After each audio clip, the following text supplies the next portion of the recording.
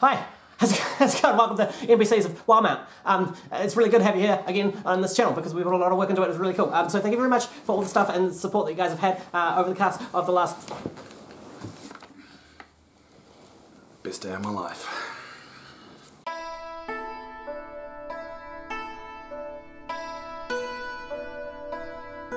Hello and welcome to Critical Role 2, Episode 18, review and recap by us, the NPCs of Wildemount, myself, Oliver, Dungeon Master, and...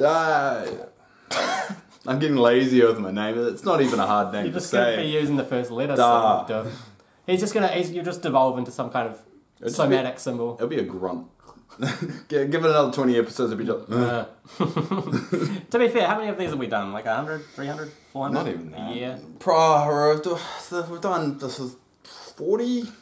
Yeah. So Not too many. A lot. But we love it, because you guys enjoy it. There's bound to be one of them yeah. that is actually good. Probably. Statistically. Yeah. Just by fluke. By accident. The random aligning And we do planets. apologise for that one episode for giving you hope. Yeah. Anyway. There we are.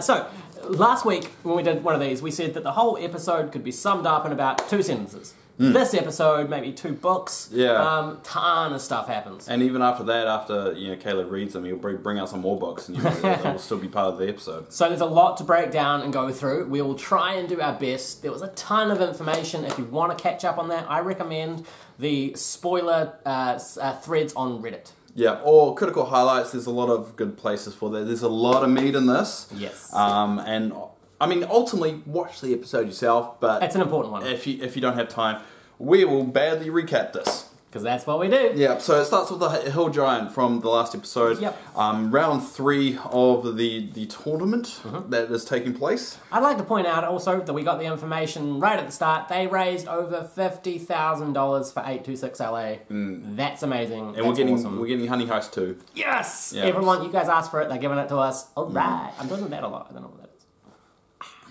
Anyway, so right in the middle of the victory pits, this giant is terrifying Scanlan. Sorry, jeez. I'll drink more coffee. Not the goblin, the brutal goblin, decides that... We're really having a rough time starting this. I know. Wow, alright. I've only had a few coffees today because we ran out of coffee beans at work, and I couldn't have a coffee until I went and got more beans. You see all those people out there? They don't care. Probably. No. Yeah, so right in the battle, Knot kind of goes, well, why don't we just all position ourselves by the entrance and hold our actions, and when it comes out, we'll just destroy them. Now, that was the end of the last episode. So this episode starts with the Hill Giant blazing through, and pretty much just knocking everything about. Yeah, he breaks pillars, he goes swinging, he knocks some serious damage on some of the party. With an AC of 13 that we learn, and also legendary actions. So this one's probably the first legendary action we've had of this campaign. Of the new campaign, because Matt generally saved that for, I think, up till the Briarwood arc in Vox Machina, you know. So we'll quickly go for it, because as we said at the beginning of this, we've got a lot of meat. Yeah. So Molly does fall during the battle. Now keep in mind, no one can really die during this whole scene. Because so they got clerics on hand. Falling... or die nearly, no, it doesn't really matter. But Molly does have a feat, I do believe, that makes him stabilise whenever he would fall unconscious. However, Yasha does not. Bo also mocks the penis size of the troll, but rolls a nat 1, and the troll's just like, doesn't comprehend. Well, I mean, why would it's not a troll anyway, it's a hill giant. Hill giant, sorry.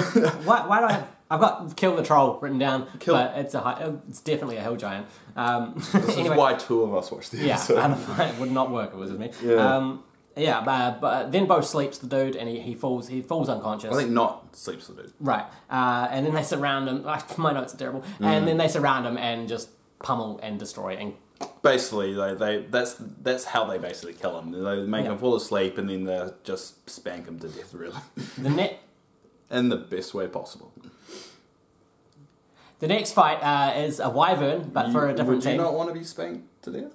To death? Yeah. Let me think about that. That's a hard one. Not really. I know you well enough, Ollie. Anyway. Yes, the next thing is a Wyvern for the other team. Now, Matt does reference the haka, which is an awesome little bit of Kiwiana there. He says that one of the members of this gang does the haka. For anyone that doesn't know, that is the cultural war dance of the Māori people, which is the indigenous people to New Zealand. Oh, it's actually Polynesian. It's not just Māori, it's Polynesian. stop being racist, not including other cultures in this. It's not owned by Māori people. Well, I mean, it's a New Zealand thing. If you watch the rugbies, we do it before every rugby match. And the rugbies? This is someone that doesn't watch sport. I watch sports with the balls. The ball sports, you know, with the field and the goals. Anyway, so yeah, the stubborn stock do their round 3 basically. All right, we need to pick this up because there's so much to go. Yeah. So yeah, the stubborn stock basically have a turn at it as well. I get the feeling that Taliesin might be an alcoholic at the fact that once again he says we should all go for a drink after this thing. Just reaching out to him might be good. I like when we start to talk about the stubborn stock. You're like, we need to speed this up, so you jump like past that so much. Anyway, stubborn stock fight. They win at the end. It's based heroic moment for Dario, I think his name is. And there's a big celebration after it because the 2 winning teams are combined the winners of the tournament. So a lot of gold, 2,000 pieces to split between the Mighty Nine. Always good. Oh, well, it's 2,000 pieces between both teams. Right, so 1,000 to be just divvied between them. Yeah. So basically there's a bit of a party that happens afterwards as well. Yeah. And basically the Mighty Nine manages to kind of mix and mingle with the higher-ups there, and they actually gain easy access to the town, finally. Because of all the heroic deeds, they're able to kind of point out, hey, shouldn't we kind of not be questioned every time we go anywhere? Because we're kind of kicking some butt here. It's interesting to note that some of the Mighty Nine are using their real names and some of them are not. Pam is not, apparently. We also find some wizards, 2 wizards during, and the reason why we're mentioning this up because it comes very important to the big moment. If you've seen this episode, you know there's a big moment. So Bo and Yasha actually have a conversation with these 2 wizards. If you remember, sessions ago, there was the tower, the spire of what was it called? Zebroza. Yeah, something like that. Zebrozja. That's the Zoba spire. And those same mages that were there when it fell are also hanging around in Zadash. And one of them was called Trent. Do you want to say the surname, or do you want me to butcher it? I put Ikitom. Ekathan. Ikathan? Ekathan or Ekathan. Yeah, so Trent. Now this is a key NPC to later story developments in this episode. So remember, Trent, Ekathan, that's one to write down. So we find out that the enemy that was... From Rexeltrim. That's where he's from. Rexeltrim? I put the Kreen Dynasty. It's actually, they were from the Kreen Dynasty. I've got Trent Ekatham from Rexeltrim. Oh, Trent was one of the mages that were battling the Kreen Dynasty, which were the bad guys making all the stuff happen. So the Kreen Dynasty is basically who started the war. It's basically who they're warring with now, as we find out there's a war that's starting in Yasha's homeland, which it gets a little bit awkward when they find out where Yasha's from. And Not essentially says to Yasha, well, Did you lead us here? Are we here? Are you a Johassian spy? Is that why you're here? Are you here to we don't care. I mean, that's your choice. You know, you can totally do that. So the Johassian is basically a region, and the Kreen Dynasty is a part of it. And we find out the Kreen Dynasty is actually founded by dark elves. Dark elves who seem, from some of the stuff that Yasha says, to be quite powerful. They've got a sky that blocks out sunlight because they're sensitive to that, I would imagine.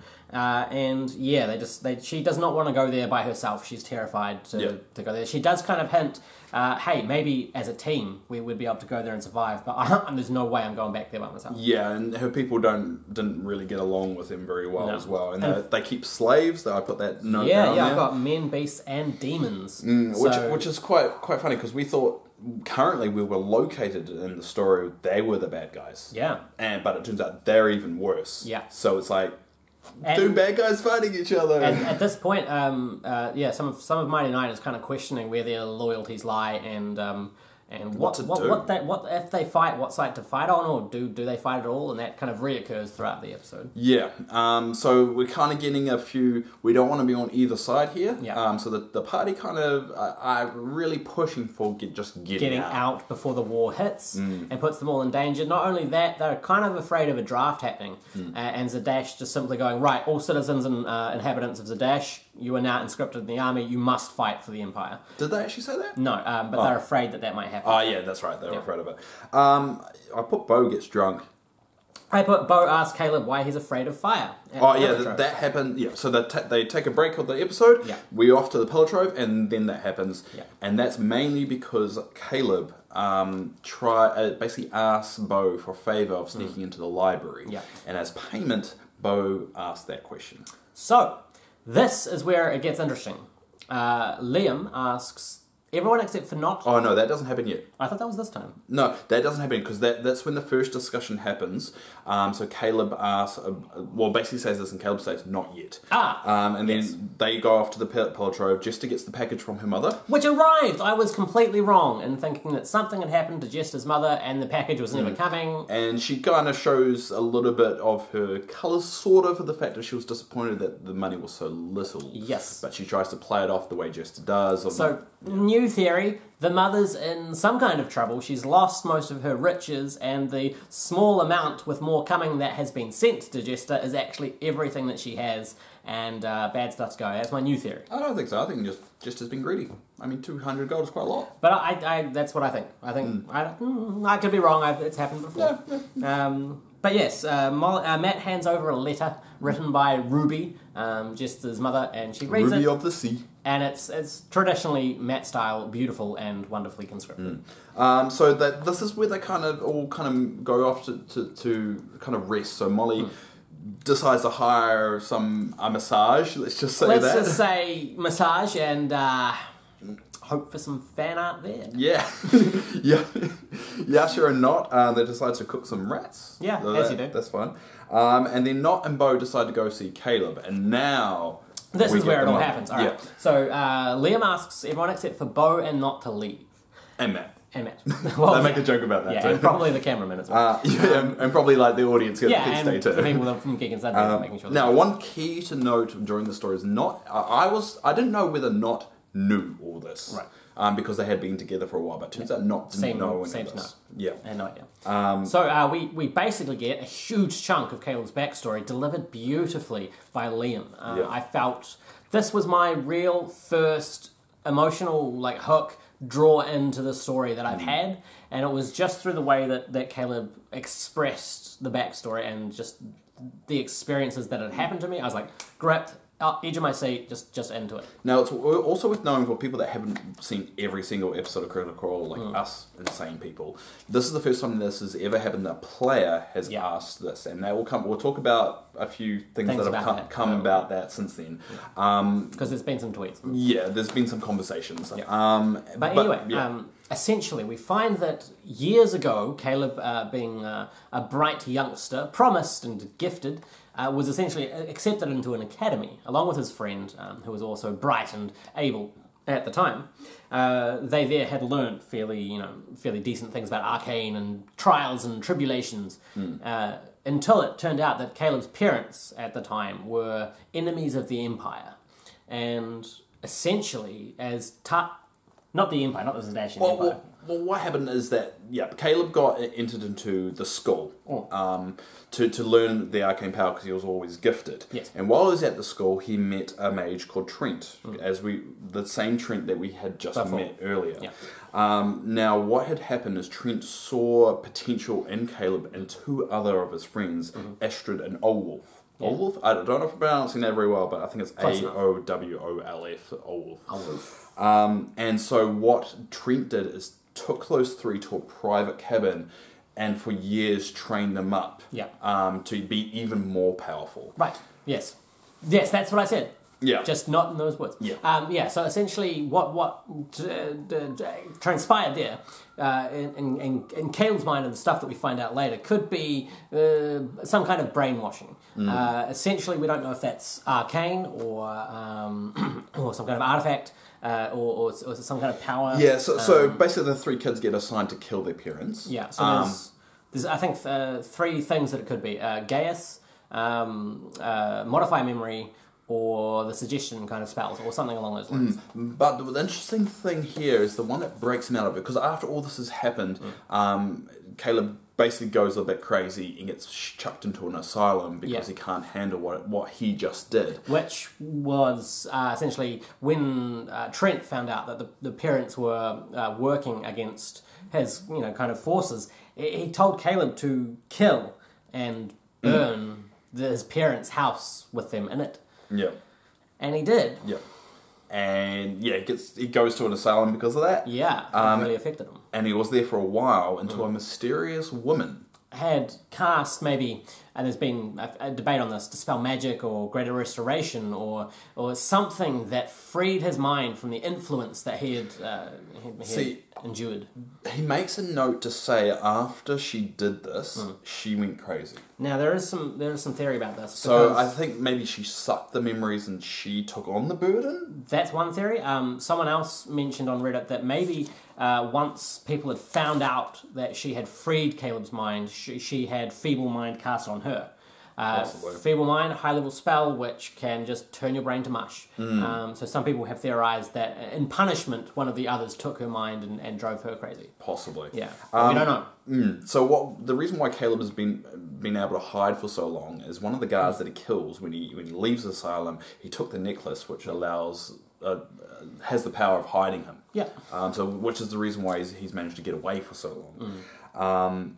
And then you get the reaction from Not and from Bo that, I mean, at first Bo's just like, that's really fucked up, until we find out the brainwashing aspect of it, and then it's all you're very conflicted of how you should actually feel about this, because yes, he did do a bad thing, but then he also wasn't 100% under his own will.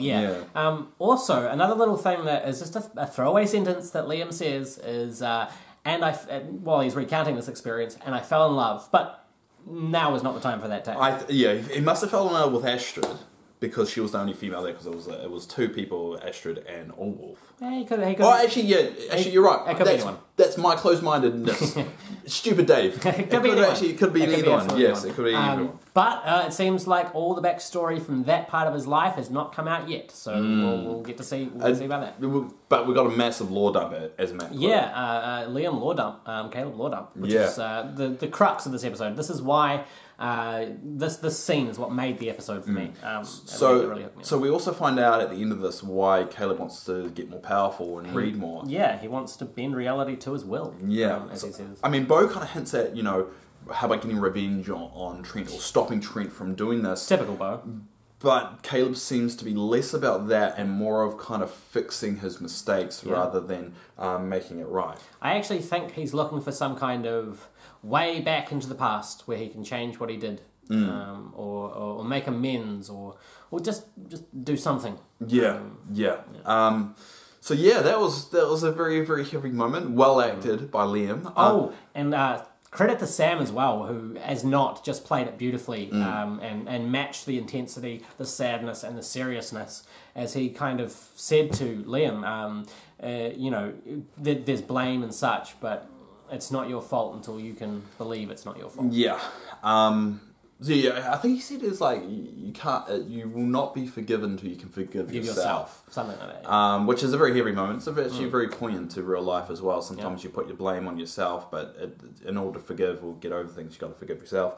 But Bo does agree to show him to the library in the end, despite the messed up nature of the reason why he wants to do this. So. It's very interesting, and I don't know how I feel about that. He's obviously not a werewolf. That was back in the early days. Back in the early days when I thought he was a werewolf. Now he's just a guy who killed his parents. And I think possibly the theme of brainwashing, Gaia's suggestion, all that kind of stuff might come back. Later on in this episode, Yasha gets a little bit of a whiz save kind of moment, and there's been some theories on what was being cast there. That happened earlier when they were talking about the wizard to Trent. Right, before that. Basically, she had to make a wisdom save. It looked like she succeeded, so we never found out what the spell was. And there was this weird moment where the guy had like a minor illusion thing going on, and there's theories about that as well. But we can't cover all this stuff because it was a really heavy episode. So if we'll quickly breathe in that moment, and we'll continue on. So Jester paints a picture and sends it to her mum. Jester, Ford, Molly, and Yasha, they go to Dolan. And initially they go to Dolan. That's their plan, because they're still trying to find out where they're at war, what's the status of that. That changes once they start going, but that's what they intend to do. And the library, Caleb and Not and Bo decided go to the library so they can do their own research, which that turns out to be a little boring of a mission kind of thing, and you gotta kind of feel that from the party, but it felt like it kind of needed to happen, so maybe that could be handled better. And also now Caleb had the speed reader ability feat, which means that he can take in large quantities of information through a book very quickly, along with his keen mind and everything else like that. Essentially, Caleb is a bookworm, and he actually says to Matt, "Now, can I just learn all of this in an hour?" And Matt goes, "No." And he says, "Well, the feat says I can do like a novel in an hour." And he says, "Yes, but this is very dense information. There's a bit of back and forth between the DM and Liam, and eventually there's a little bit frustrating, a little frustration you kind of felt in I think Liam's character is a little bit DM breakish in some ways, just in some of the stuff he can do. Not that that's Liam's fault, that's just some of the feats that you can take.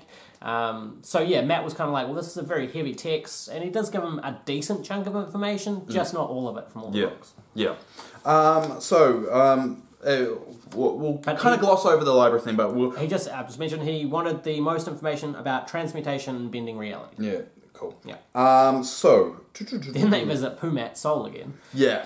But Jester Ford and Molly and Yasha, they were going to go to Dolan, but then they find out the war has actually been publicly known now. So they decide to kind of take a kind of left field and actually go to the job listings or posting to see if they can get a job as a bodyguard so they can easily kind of sneak out of the town. Now, personally, I think the whole idea of the war is fantastic, and it actually mirrors what I'm doing in my game currently, because it doesn't really set up a single bad guy who's like this demon overlord or whatever, but it really puts personal stake and the world at risk. The decisions are going to have ramifications. They get to choose a side or this or that. It's just an interesting kind of plot device. I think it's quite clever. So when they go there, they don't find any postings to take. However, it turns out the Lawmaster coincidentally were actually looking for them at the time. Yeah. And we find out that the Lawmaster actually wants to recruit them to be legionnaires. Yeah. Essentially conscripted into the town, the Crown's Guard. It's essentially the Crown's Guard of Zadash, the Legionnaires, and they get offered a decent amount of coin, 10,000 gold. Yeah. Which, wow, that's some serious coin. And that makes them kind of, at first they were like, no, we're not going to get involved, but then the coin's offered and they're like, that's a lot of stuff we could buy. And they also kind of ask, well, you know, what's the out? Like, once we're in, can we get out? And they kind of go into the assumption, which I think is rightly assumed, that they can't get out that easy. Oh no, of course. I imagine you sign this contract, you know, although the guy does kind of say, you know, if we decide mutually that it's, you know, you guys want to leave, then you'd be able to. And the party goes, mutually? Is that... But they don't decide to say no straight away. They decide to go talk to the rest of the party before that happens. Yeah, they do a couple of back and forth, and we shouldn't.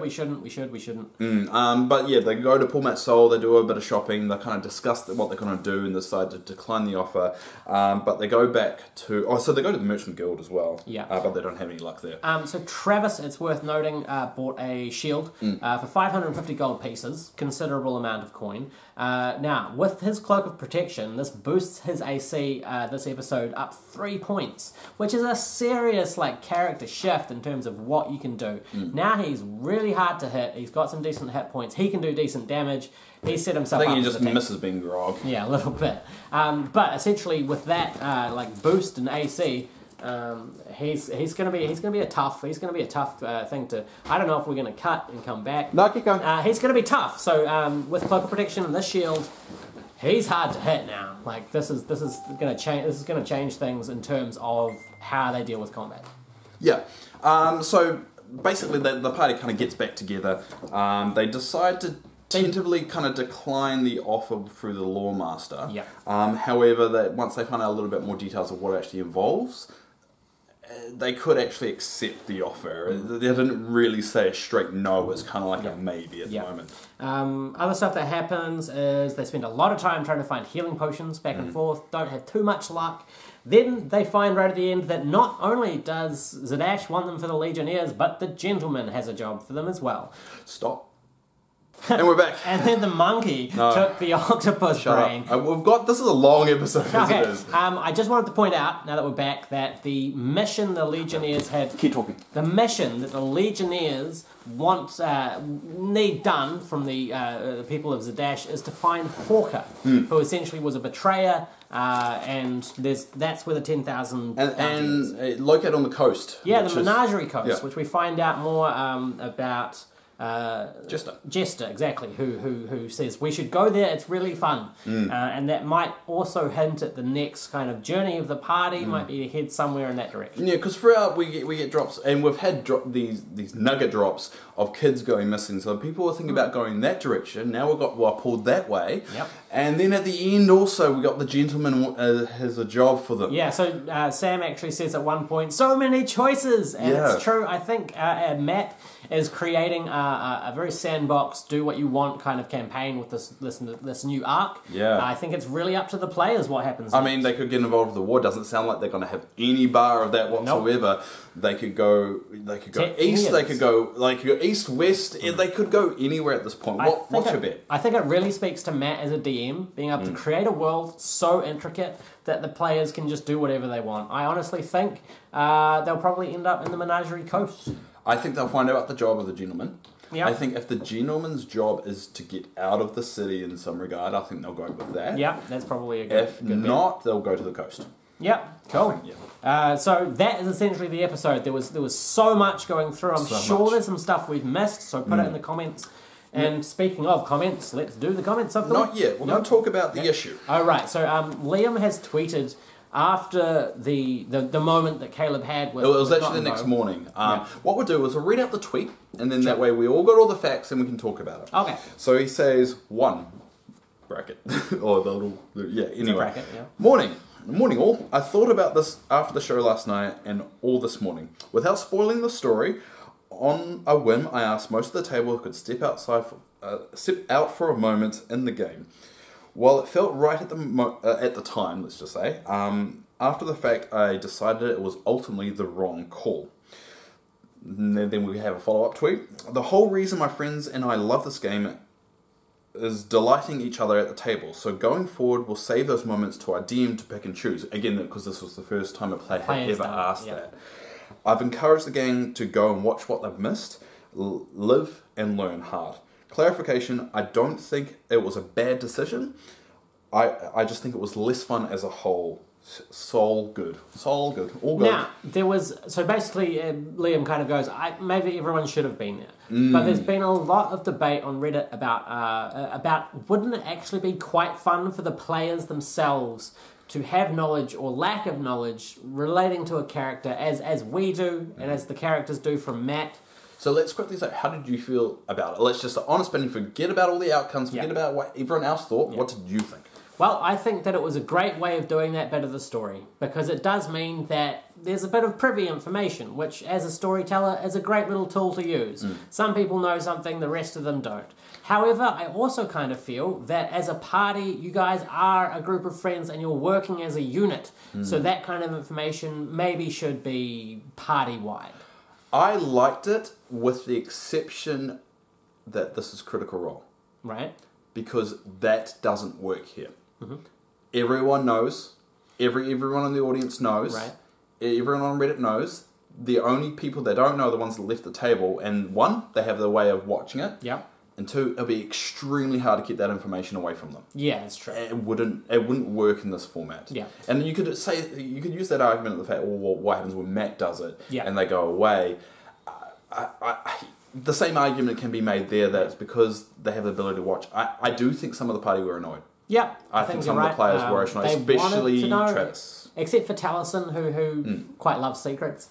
But some people were talking about it after the episode and said that they might do it in their home games, just for a bit of intrigue. That would work differently. Yeah, because there isn't any way that information. I think one of the best, most exciting bits of Critical Role that I enjoy is when a big secret's released and you see the genuine reaction, even if players aren't in the scene. Yeah. You see that gasp, you see that and I think we lost that moment with the other players because they would have found out by now. Yeah. Now, I do think, like, in some terms, giving a player a secret and letting them decide where and when it comes out is a great way of encouraging roleplay, getting people engaged in the story. But I think at this moment, with this kind of thing, the whole party should know because it's really important to who Caleb is. That's who he is. Yeah, it's a hard one. Yeah. I think it's cool that they tried it. And I don't think Liam should feel bad for trying something unique and different. Again, remember this is the first not the first Dungeons and Dragons show online, but this way of telling stories, the way this is built, this is new. Yep. And we are learning as we go. And it's improv. It's not entirely scripted, despite some conspiracy theories. So, you know, this kind of stuff happens. It's like this show. It's completely written. Yeah. That's why we're so good at it. All these pauses and everything. Yeah. So remember, it's an improv storytelling medium, and trying things and seeing if they work and making up things on the fly is all core for the past, par for the course. So, but definitely discuss it. Yeah. Did you like it? Did you not like it? We want to Tell know. us what you know, because I'm a bit divided on how I feel. I don't know how I feel yet. I kind of gave a politician answer, which kind of just you try to make everyone happy. You're just throwing me. Okay, so what we do, as we do every episode, we talk about the comments of the last one. Kind of highlight a few things that we missed, things we got wrong, which is typically the whole thing. Yeah. But just if you do want your comment mentioned in the episode next week, make sure you definitely leave it down below. So we had quite a few comments, so I'm going to pick one and he's going to pick one. I'll go first because mine one's nice and short. Okay. So this one's by Chris Thingy? Hey, Chris. Tiggy. Hey, names. Chris. Just call him Chris. His comment is, the toe creature was a Bandahoop. Yeah. Thank you, because I had no idea. I thought like it was the Hypnotoad from Futurama. Yeah, so that was one of the creatures on one of the other teams fought in the last one, which I couldn't figure out the name of, but the minute this person put this comment, I was just like, oh yeah, that's definitely what they were describing. Thanks, Chris. Thanks, Chris. My one is from VGamer5. Hey, how's it going?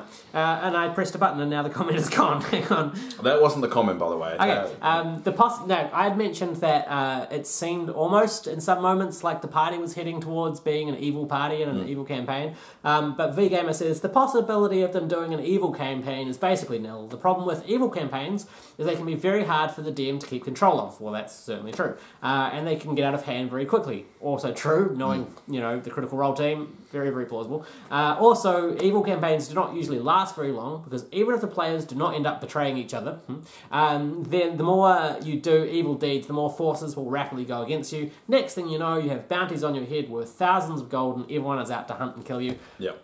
I think you're completely right. I think, it's great for a one-shot if you're trying to give your players something new and they just want to create chaos. I played a one-shot World of Darkness game that was like 7 hours to 4 in the morning, where I was just this unbelievably powerful demon lord who got to just go through the city and just kill and murder, and it was so much fun. But it doesn't last very long. No, exactly. I got to a point where I had to get killed because I was going to take over the world. And the bad guys, at the end of the day, you want the good guys to win. Yes, it's a story. I think this party is going to be more shades of grey, but ultimately they are going to go on the side of good. Yeah. But it's going to take time, especially after learning Caleb's story. He's got a lot of guilt there, and he's going to try everything to make it right. But first, he has to stop being so selfish of trying to change reality. I think especially in the early goings of forming a party, the grey areas are going to be a lot more common than the black and white areas. Yeah. And I think we'll find out more about Jester as well. It sounds like Jester was locked in a closet for a while. So that's our recap and review of Critical Role 2, episode 18. That was a long one. Thank you for making it this far. Yeah. Yes, you did. This was a very meaty episode, and we did have a few instances behind the scenes of cutting away, so thanks for sticking around after this cuts. You won't see it, but while he was out of the room and I was just talking to the camera, I left him messages to watch when he edits it. Oh god, I'm gonna put some of them in there. All right, but thank you everyone that has followed our channel, that loves our content. Thanks for subscribing. As it says here, we want you to subscribe because it means someone actually likes us. Literally, the first thing I do when I wake up is check Facebook, check my emails, and check our subscribe account. Yeah, so if you want to talk to us, engage with us, go nuts, because we do this for the love of it. We don't do it for any other reason. I'd also just like to give a huge shout out to Des, Des Talks About Stuff, one of our followers, who's a YouTuber that has actually been inspired by our channel to create her own reviews of some shows, and she did... Weird, you mean inspired by us? She did. Us, two idiots? Yeah, I mean, we're just nerds in a room in Wellington. There's nothing wrong with being nerds. You say that like it's supposed to be a bad thing. No, I mean it's like a common We're two idiots in a room with a camera, trying to capture a 4-hour show in a brief amount of time and just butchering it. For the fun of it. For the fun of it and for the love of what we do. Engaging with you guys. But she drew a real cool picture of us as cupcakes, which was amazing. You said you weren't going to mention that. I know. You didn't give her permission. I didn't put it up. I'm allowed to mention it. What do you mean you didn't put it up? I edited it. If it was going to come up, I would put it up. I wasn't going to put it up, but you were going to put it up. Yeah, we may put it again. But anyway, thank you. Let's wrap it. Thanks everyone. See you next week. I need to pee. I like you. That's probably the most of a compliment now we ever give to anyone.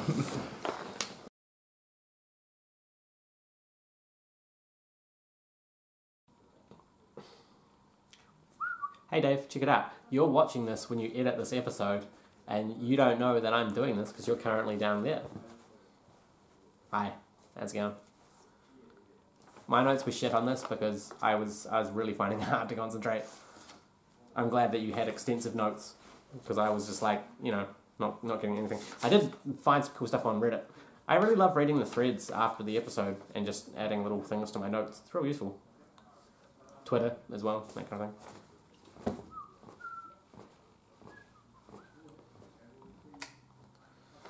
Yeah. I'm tired. I shouldn't have had coffee. I'm going to be awake for ages. Play some WoW. You're taking a really long time. I can hear you talking, but I can't hear what you're saying. We're cupcakes. Did you see that? Des made us cupcakes. That's so cool. You must have seen that because we were talking about it before. I'm a cupcake, cupcake, cupcake. I am a cupcake. Do do do do do do. Ha ha ha ha ha. Do do do do do.